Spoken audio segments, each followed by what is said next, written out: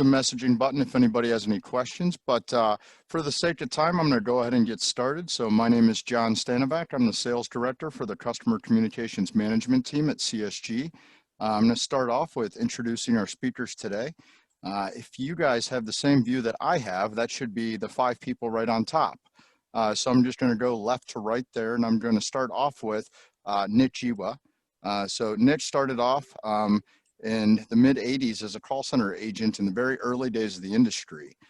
So really what kind of started as a job, like a lot of us, really ignited into his true passion for people and customer experience, which ultimately has led to him speaking with us. So I'm not sure where you went wrong, Nick.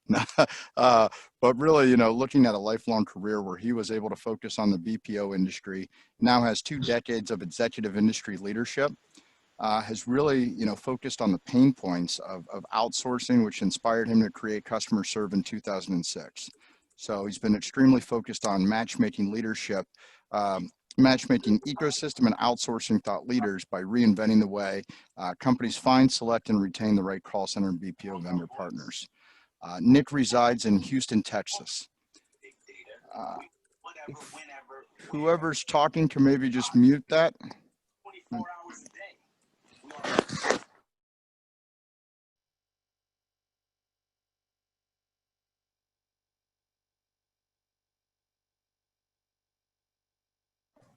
John, we're all muted now. You're muted. Muted. Can you hear me now? Yes. Okay, perfect. So next I'm going to introduce Corey Conklin. So Corey is a Vice President of Customer Care for Shutterfly. In this role, he's responsible for bringing life to Shutterfly's mission to deepen personal connections with unique and personalized photo products. So Corey's responsible for the overall service delivery to customers across all of Shutterfly's brands, and his teams deliver the service via the phone, chat, email, and web. So he has been working to drive customer service delivery through a network and internal contact centers, as well as outsourced partners, and handles over 5 million customer contacts annually in 6 countries. He's responsible for bringing best practices to life in a highly seasonal contact environment, and has successfully implemented emerging technology to streamline operations and improve the overall customer experience. Corey has vast experience in the contact center. Prior to joining Shutterfly in 2012, he has over 2 decades in operations and leadership roles for BPOs. He was a co-founder of Synergy Solutions and recognized as a finalist for Ernst & Young Entrepreneur of the Year Award. To the right of him, Jeff Myers from SiriusXM. So Jeff began his career in the contact center industry in 1991 as a call center agent also, while attending the University of Wisconsin-Madison and studying communication theory and research. The first 8 years of his career really included time in roles spanning from floor management to call center director and global quality assurance oversight. Following his first 8 years in operations, Jeff spent about 10 years in the Omnicom family in both the US and the UK and Europe, with responsibility for client services and program strategy in a variety of verticals, including telecom, energy, media, and nonprofit. He currently serves as a vice president and general manager for customer care for SiriusXM, satellite radio with inbound and outbound call center sales activity that includes partnerships with 14 BPO organizations, representing 40 individual call center locations, and probably about 50 to 60% of this attendee list here as well. So need a little bit of break for people. Whew, that's a lot to say, Jeff. Last but not least, we have our chairwoman, Lori Fenton. Lori leads the global third-party customer support operations and strategy within the fast-growth world of industry disruptor Ring, which is owned by Amazon. She is charged with ensuring the contact center partners deliver on the Ring's mission of keeping neighborhoods safe while consistently raising the bar for customer obsession. Lori has more than 30 years of experience, started at 8, in various aspects of CX leadership and contact center operations, with a long career in the BPO space, including founding and running boutique BPO provider Synergy Solutions. Lori's been recognized with numerous awards for her contribution to the industry, including the Pace Fulcrum Award, which is one of the highest honors that you can receive and has been featured in numerous media sources and speaking engagement. She's currently serving as a chairwoman for the National Board of the Professional Association of Customer Engagement. All right. I feel like that was quite a list there, and we have quite a little bit of talent and experience on this call, and we are definitely going to dive right into this. Today, we're just going to kind of go again around and around, Robin, talking about really what really everybody's been focused on, what the new normal is, what the next normal is, how we're managing internal and external call centers with COVID, how we're focused on compliance, how we're focused on technology, and really get a wide different variety and perspective from our panelists here. So Jeff, I'm going to start off with you here. So really just kind of looking at what you're doing from a business perspective during COVID, work from home has really became a near necessity to maintain operations.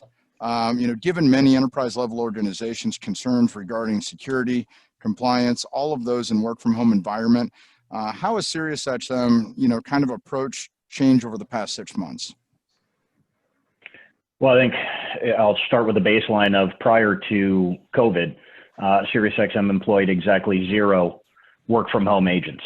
And then over the course of the 3 months after we started to experience all the severe lockdowns, we went from 0 to now what is north of 4,000, approaching 5,000. And we are very deliberately planning on maintaining our percentage of our total capacity at about 50% plus. Currently expecting that that's going to carry on through 2021. So just as a baseline, in terms of how we view the security aspects of that, right? Let's just say I almost live on calls, Zooms with my information security team. I think the entire industry, including the United States PCI Security Council, took a relook, I think, at what they thought of as being secure, not secure, what can be classified as kind of PCI compliant, certifiable within a work from home environment. And I think they're still trying to figure that out to a degree moving forward. I know that obviously we took a little different bit of a view than we would have prior to COVID. While we were willing to consider work from home, the actual costs associated offset against what we would look at from brick and mortar costs just didn't make sense for us to take the additional risk. Obviously that changed because, well, we just needed to answer our damn calls. So I will say this, we aren't comfortable with the way in which we operated pre-COVID, but we are very aggressively moving down a path of credit card masking, both in our voice world via DTMF masked interactions with our customers, but also in our chat and our messaging world via payment sliders, which mask that information from the agent. So we're very quickly getting ourselves to a place of greater comfort, is the way I'll put it. Perfect. Thank you, Jeff. Definitely could be challenging, and definitely nobody planned on this, so can definitely understand and appreciate that.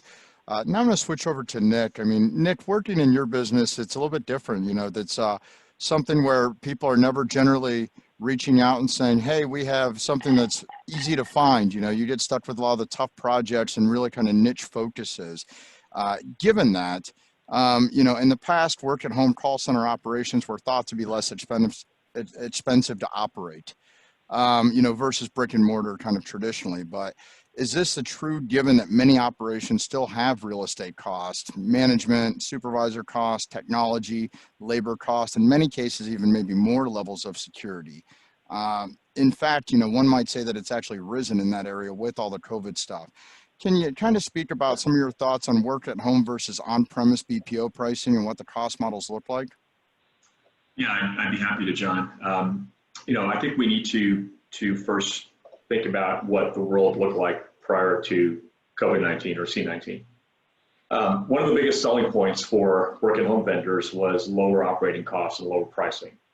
And over the past few years, we would see bids from onshore work at home vendors in the range of 20 to 30% lower than onshore brick and mortar vendors. But that delta has closed rapidly, especially this year.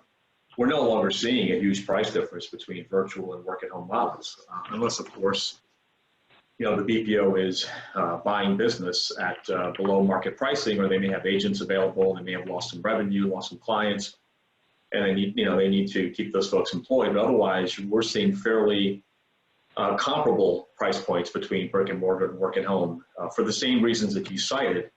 Most brick and mortar BPOs are still operating their physical sites.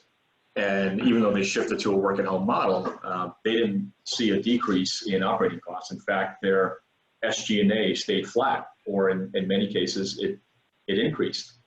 And also, most of these organizations are use a tethered model to start off with. So they hired work at home agents within close proximity to their physical sites.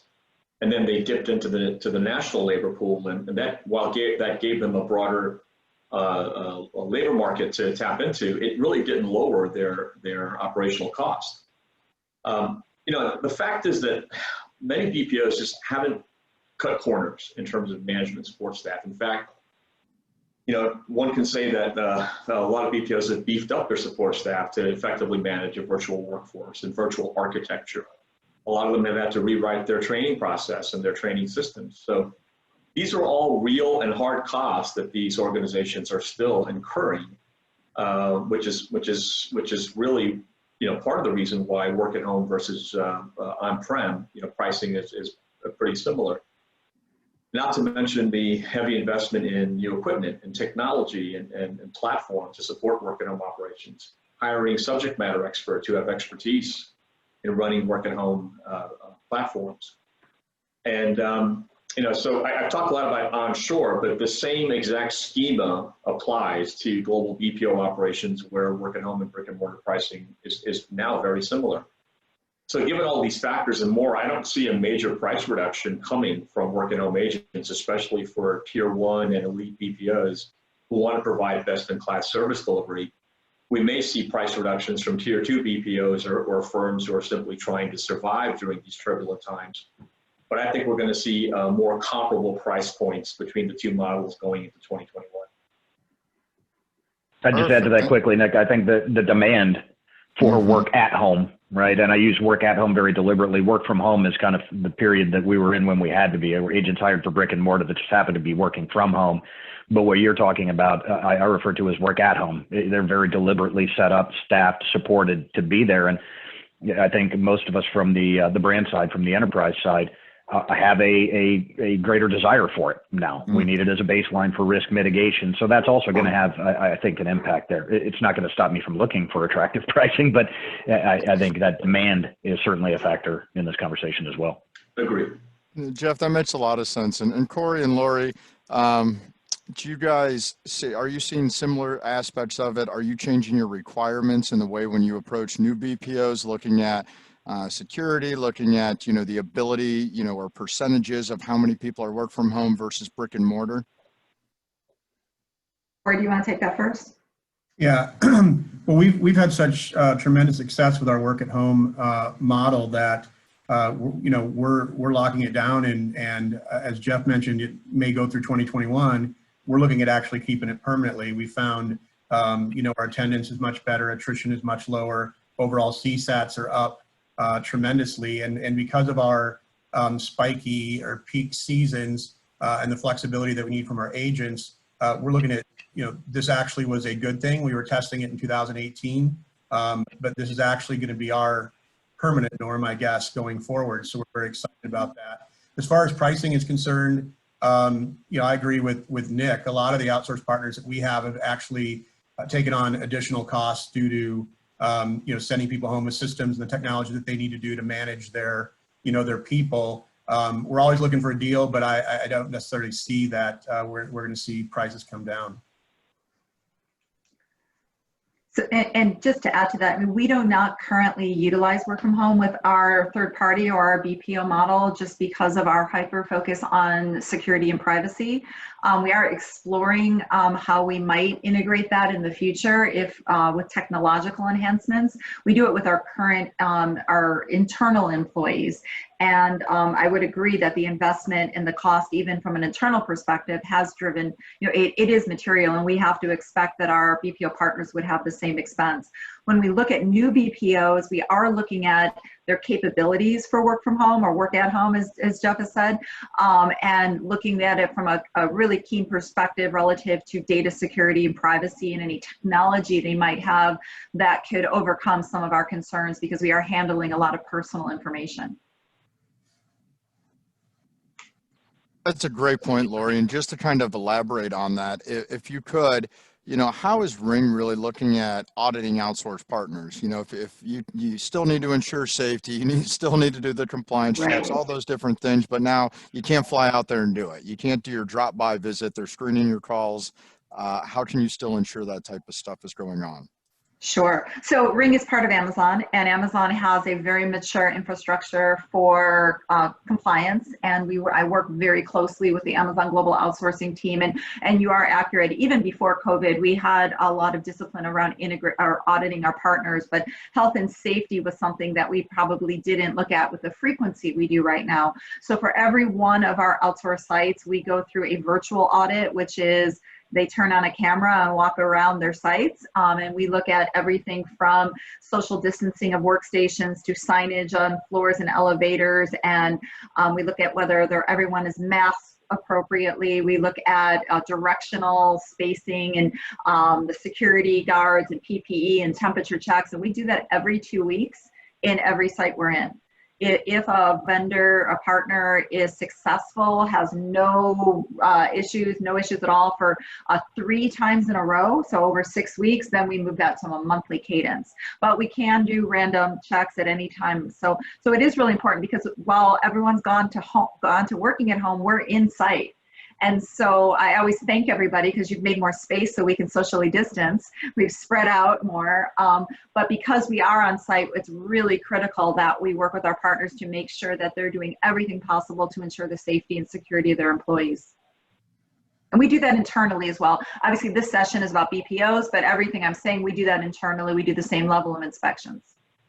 Absolutely. Thank you, Lori. It's great that you have a nice mirrored image for that. And I'm going to turn this back over to Corey. Corey, a lot of times we put together, right now it's kind of budget season. So we're looking at what our budgets are for 2021. If everybody else's days are like mine, it's becoming pretty crazy and busy. And I think we're saying we need to move past this and look at next year. What are we looking at for next year, Corey? Is it fair to say that nobody had COVID-19 in their disaster recovery plan and really had a rolled out strategy for this? Well, you're correct. I don't think anybody had this in their business continuity plan. I would say that even if they did, many of us that are on the client side would not probably be open to having a work at home model. I think we were kind of forced into this, and some of us have been pleasantly surprised. Some of us are still learning. Some of us are, might just be doing this temporarily. But we're certainly, from a budget perspective, Q4 is our biggest season.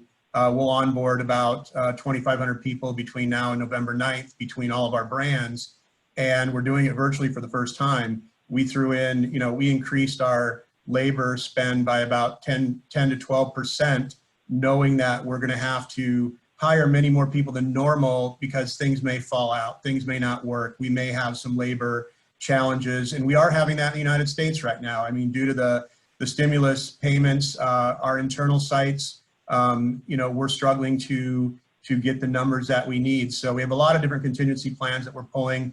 Everyone's actually trying to get more people than we normally would have, and we had to budget accordingly to that. Going into 2021, we don't have a crystal ball, but again, we're doing our OP1 right now, and we're looking at 10 to 12% increase next year as far as labor is concerned as well.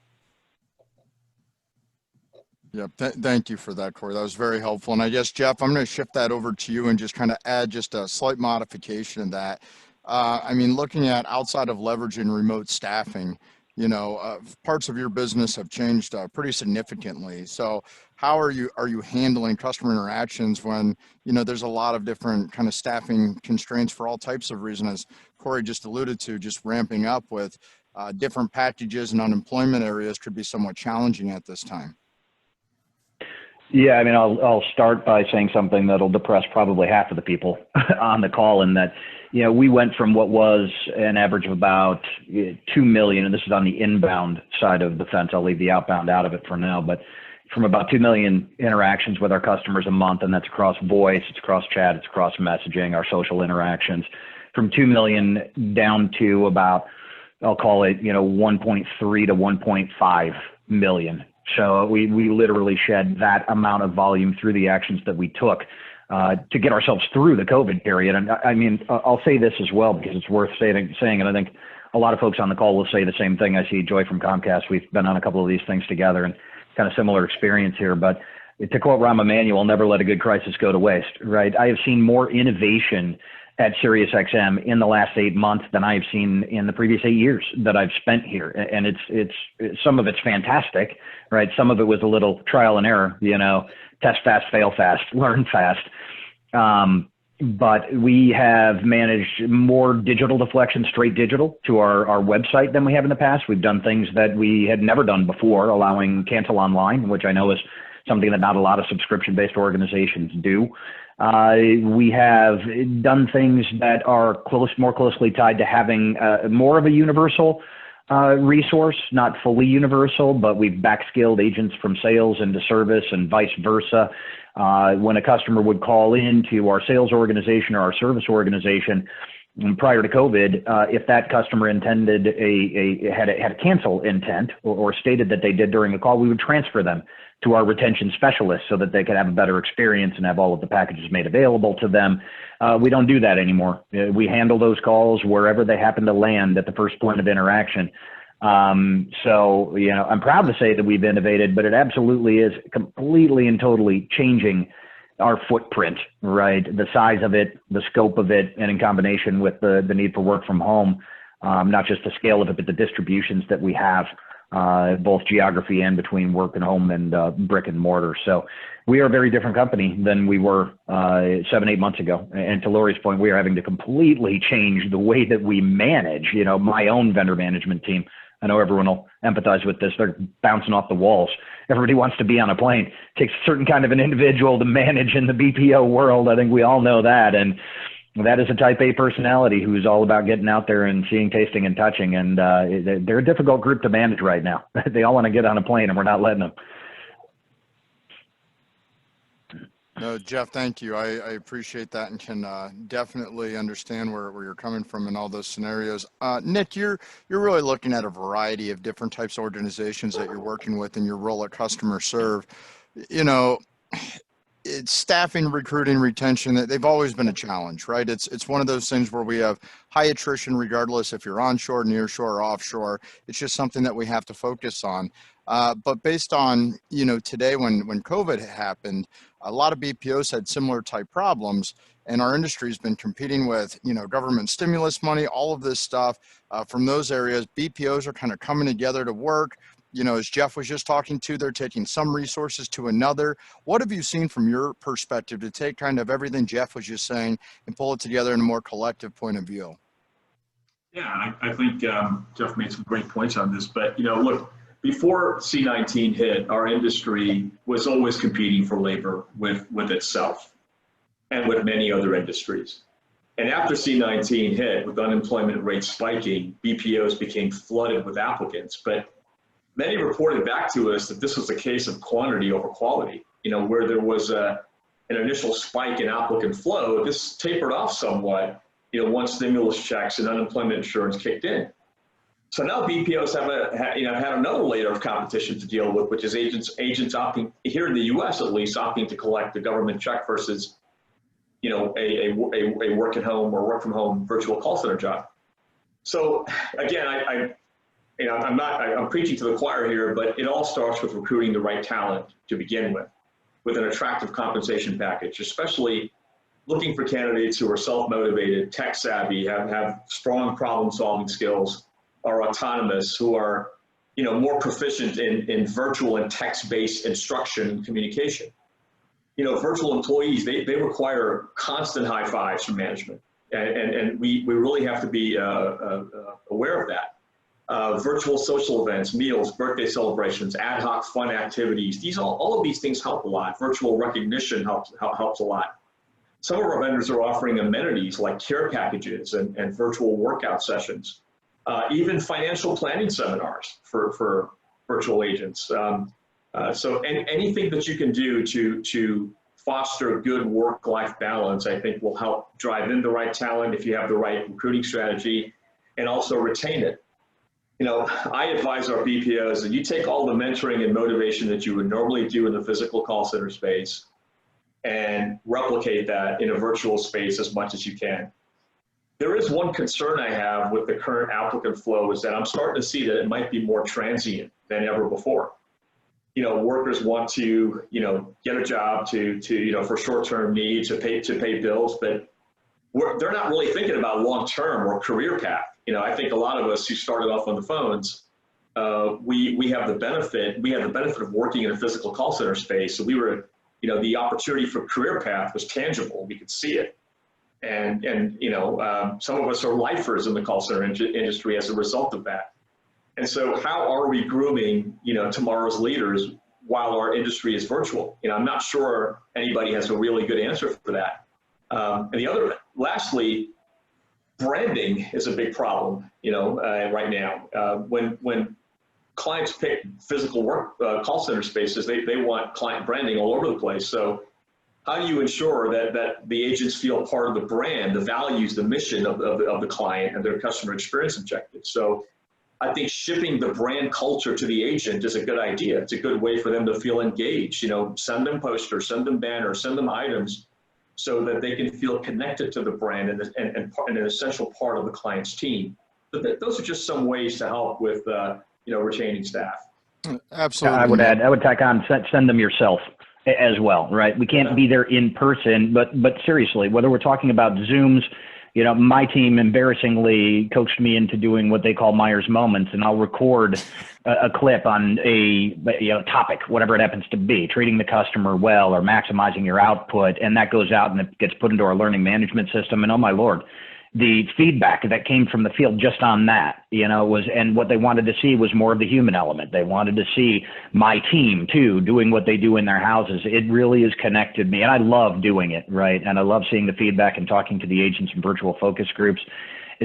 Just giving that little bit of yourself too helps to convey that you, as the face of the brand, to them, care about them, and that ties them to the brand. I can't put a price on the value that's had. Thank you, Jeff. I think you really. Sorry, John. One other thing I want to add is that, you know, we're focusing a lot on agents, but I think that the key to success in retaining talent is also in retaining your current leadership teams. You know, we need to ensure that our frontline leads and supervisors, QAs, trainers, and other staff are also well taken care of and supported. Keep them well trained and motivated, because they're also enduring enormous stress from all the changes and adjustments required this year. Absolutely. That's a great point. And I think, you know, Jeff, when you were talking about how you infuse yourself into that, and I've said this on a panel in the past, this was a quote from, you know, CSG CEO, where he said, "What we celebrate and what we tolerate is what defines our culture." And I think, you know, taking that a step further and looking at your culture being that much more challenging to manage remotely like that, how does that portray your brand image? And a lot of people like a Zappos environment where you're in there, where you're creating something special when you're more than just a shoe company. It's that experience. How are you emulating that? How are you recruiting for that? How are you training from that? And Corey, I don't know if at Shutterfly, it's you know, you're capturing people's moments. You know, how do you emulate? How do you train that? Have you looked at, you know, how does a remote environment affect your culture, and how are you driving brand initiative as a result of that?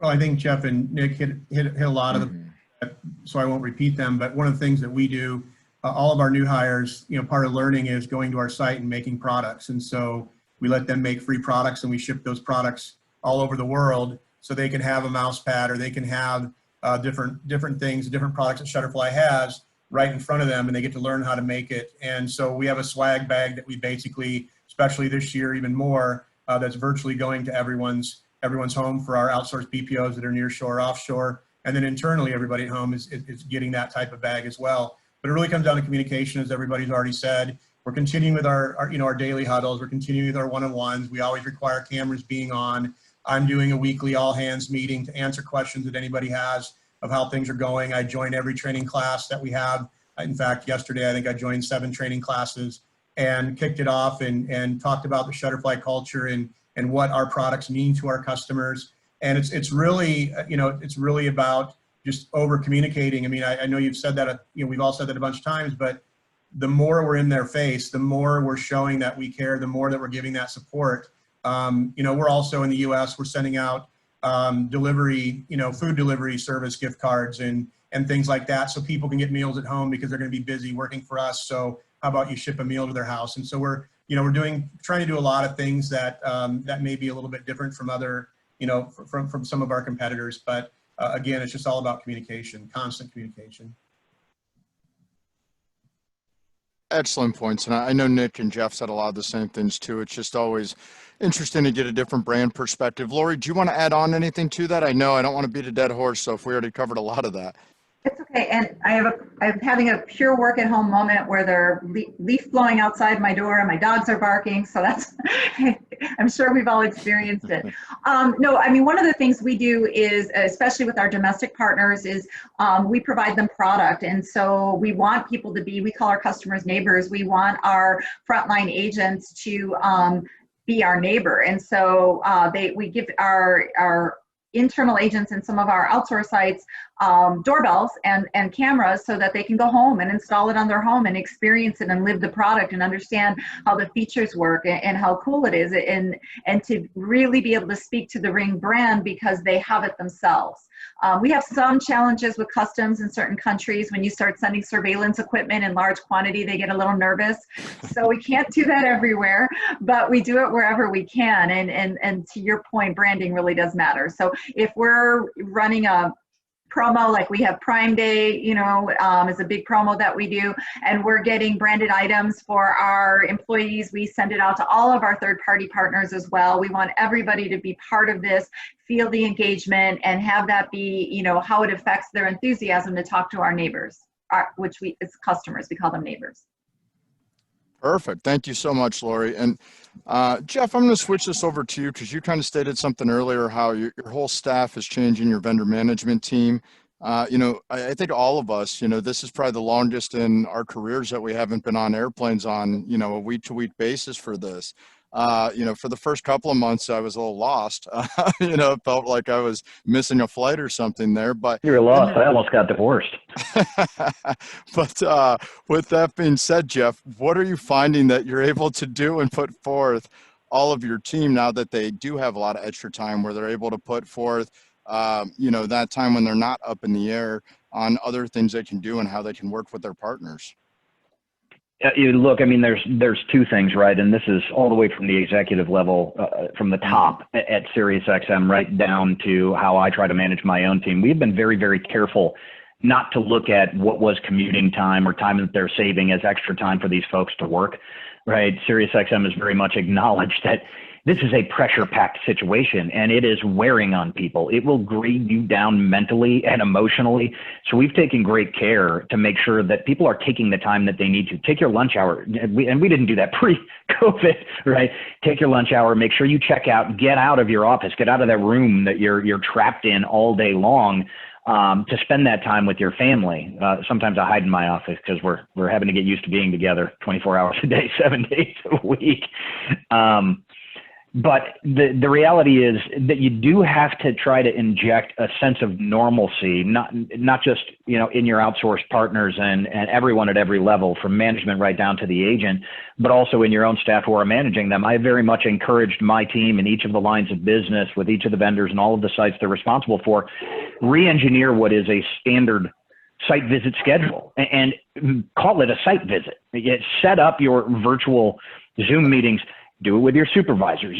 Do it with the agents, those who are still in brick and mortar. Do it with the agents who are work from home. That gives them a sense of normalcy that they're a part of the site visit as well.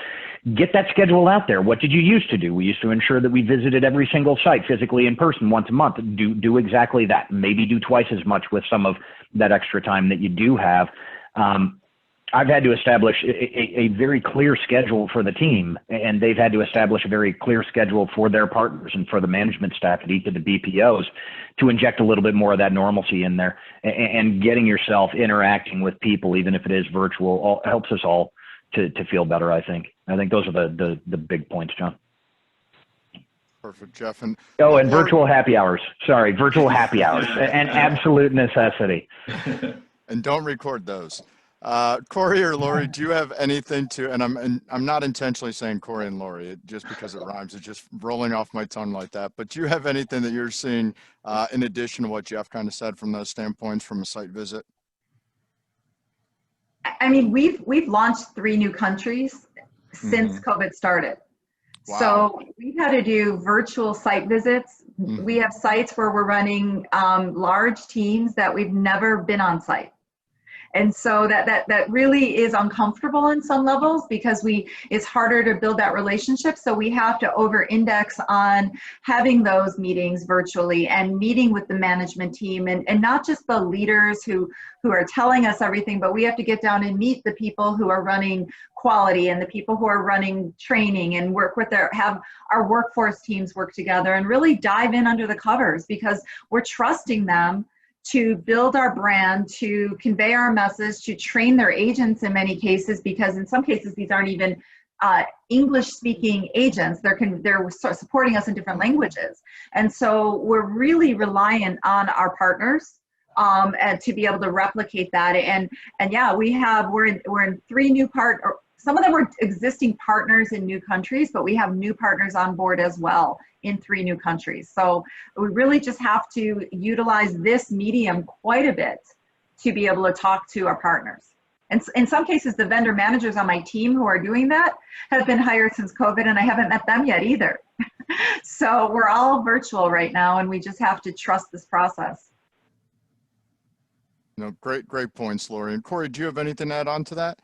And we launched a new country in August with one of our existing partners. It was the first time we've ever brought a site up virtually, and it was, like Lori said, lots of challenges, but we're having weekly site meetings like Jeff mentioned, interaction between training, workforce, as well as our outsourced partner managers are constantly, literally Zoom is full all day, every day, keeping in touch with those groups and making sure we're giving them the support that they need. And again, as I said earlier today, it's just all about communication, and something that Jeff mentioned, I have a team that spends a lot of time on the airplanes, and what's interesting is a lot of their Mondays and Fridays, were spent on airplanes, and now those are spent in their virtual office. So, I believe we're actually getting more work since the planes are, since they're grounded. And I think my people have actually a better work-life balance, because they can kick off a little early because they're getting more work done in a 5-day work week than they are 6-day work week than they have in the past. So it's kind of been a benefit. In fact, some of my managers are like, I may not want to get back on a plane again. I think I've got this down. So been finding that interesting as well. No, great points, Corey. And I kind of feel like almost sometimes some of my credit cards are like the Netflix, like, are you still there? Just want that reminder, because they're not getting, used as they were previously from that. We're wrapping up with about 10 more minutes, and really appreciate that everybody's been using the Zoom group chat over there. A lot of open conversations going on. I encourage you to take a look at them. I'm going to ask another question to the group here, but while I'm doing that, if anybody has any specific questions for any of the speakers, if you could maybe just put that in there and who you're addressing that to, that would be helpful. And then just kind of an open question, whoever wants to start on this, I think, looking at the fact that we're bringing in all of these new locations, either they're with a new provider altogether, or they're with an existing provider, but maybe a new site or a new country. How are we looking at, the communication cadence, the notification of local risk, flexibility and staffing accommodation? I mean, there's, hurricanes going on. There's people that are leaving their call centers as a result of flooding. Lori, if you want to start with some of this, perhaps you can. But how are you getting that and looking at some of these local risks? We had a site evacuated because of flooding today, so it's very timely. No, so we really developed a very tight cadence because you're right, it's completely localized, right? So every government had a different perspective on COVID regs, and particularly since we were all on site. So we had to navigate around quarantines, we had to navigate around various neighborhoods or borders being locked down, what degree they were locked down, where we had BPO exemptions, where we don't have BPO exemptions. So there was a lot that we had to understand. And so we worked out, really good cadence with the senior operations person in every one of our sites so that we were alerted as soon as they knew something, even if they had sort of the word on the street as this is coming down kind of alert, we had those coming in. And we have a flash reporting system we built for this so that they can get us updates on any new updates around things that could impact attendance, as well as how many people showed up, how many people are in LOA, how many people were absent. We have that data already, but we're getting it in flash reports multiple times a day, so 7 days a week, so it's super helpful. Internally, we built a Slack channel just to communicate this information, make sure everyone was on the same page.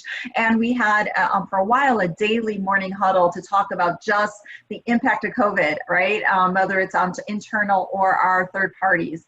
We've scaled that back now to 3 times a week, but really having that quick touch base, because everything changes on a dime, in some countries more than others. And it's a little bit of whack-a-mole, right? Because we're not allowing work from home, it's, geodiversity. So if one country is getting hit, you're ramping up somewhere else. But our training is long, it's technical support. And so we have to have a view of that before it hits us over the head. So really tightening up that cadence with the local leadership.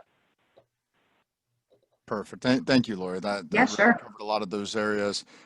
Is anybody else seeing any of that, or is anybody else seeing maybe technology as driving some of that frontline defense in cases like that?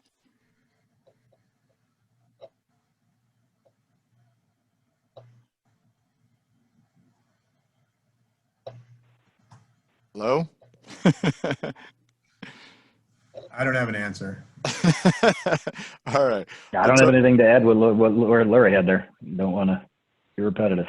Well, Nick, I think this is a good opportunity from you when you're working with your clients. You're probably looking at, what's that balancing act? There might be, some countries that have much higher restrictions on some of their scrutiny for hiring, or like Lori said, there's got to be the right options based on training times. If it's a 6-week training class, you're not just going to bring up somebody. There's kind of these right fits. Are you seeing anything from your clients that's allowing you to kind of do that freedom balance of, who's available to hire in large amounts, and then who's a little bit more from the conservative, but perhaps a better quality side? Yeah, we have a multi-point scale in how we rate and vet and evaluate our BPO partners. It's really on a 6-point scale, and ability to staff is just one component. And so, right now, we really haven't seen a spike in demand from US-based clients, who are looking for a lot of offshoring seats, for example, in the Philippines. We're actually seeing, more interest in nearshoring and in onshoring, and also in emerging markets like South Africa, North Africa, and Eastern Europe. So everyone's looking for the next great place to place their business, whether it's English, multilingual, or bilingual work. And so, no, I can't really point to a specific pattern around staff decisions that are based purely on staffing availability. Of course, there are BPOs who have a lot of staff that available at any given point in time, and they'll go after a client and try to sell their available staff to that client so that they don't have to offload those individuals who they spent a fortune training and developing. But no, I really don't see any specific trend around what you're saying, John. Perfect. Well, I know we just have a couple more minutes left. I want to thank all the panelists here. If there are some questions, I'm just going to browse through them. I'm not sure if anybody has had a chance to kind of look through this. Jeff, there has been a couple of questions, as you referenced, some gamification being more important now than it had been in the past. So is there a possible use case or example that you could kind of share?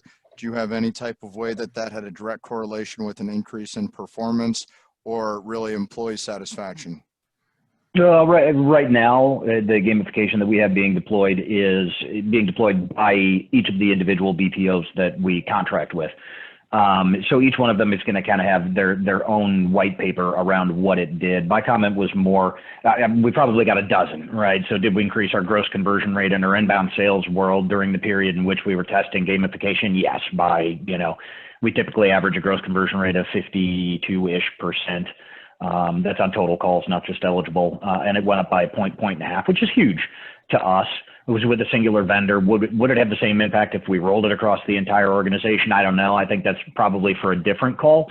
My point was more geared around the fact that gamification done right does two things for you. It allows you to be able to put out scorecards and incentive programs to your agents that can be extremely complex, but because the system does the work for them, it seems simple to the agent. That's a balance that we always try to strike in this industry. Keep it simple.